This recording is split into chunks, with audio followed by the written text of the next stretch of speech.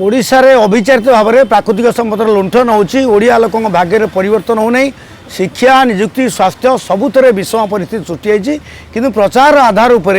नवीन का सरकार मोदी संगे प्रतिद्वंदिता करुच्ची बाहर बढ़िया प्रचार होची शह शह कोटी आम खर्च कर स्वास्थ्य आम 5T स्कूल करुचु आम गाँव में मठ मंदिर करुचु किंतु निजुक्ति घर शून आलू ना तेल ना पियाज ना छुंची सूता छता साइकेल ठुंगा चारा किसी भी होना यही वातावरणटा नवनिर्माण स्वराज सरकार हो कि भविष्य में आम जो पॉलिटिकल ऑर्गेनाइजेशन निष्पत्ति करूँ से कमटा तीव्र करूँ ओडिशार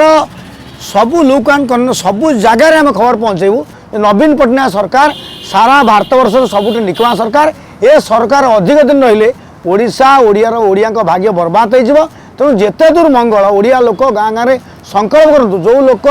दलर मुख्य हिसाब से सरकार मुख्य हिसाब से साधारण लोक से मिशु ना जा बाहर को जाऊनी शासन कथा बुझुनी से लोक को जिते शीघ्र ओडिशार मुख्यमंत्री गादी तड़ाव सेते शीघ्र ओडिशा ओडिया लोक मंगल हम ये संकल्प ये प्रायश्चित सत्याग्रह करुचु आम कहीं सरकार सहिलु प्रायश्चित सत्याग्रह समाप्त करी तमाम ओडिशार आम कर्मकर्ता वरिष्ठ नेता जो मैंने काम कर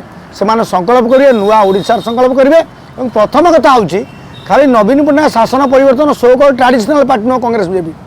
शासन परिवर्तन सागर व्यवस्थार परिवर्तन हम से प्रायश्चित सत्याग्रह सप्ताह होची आमर पूरा विश्वास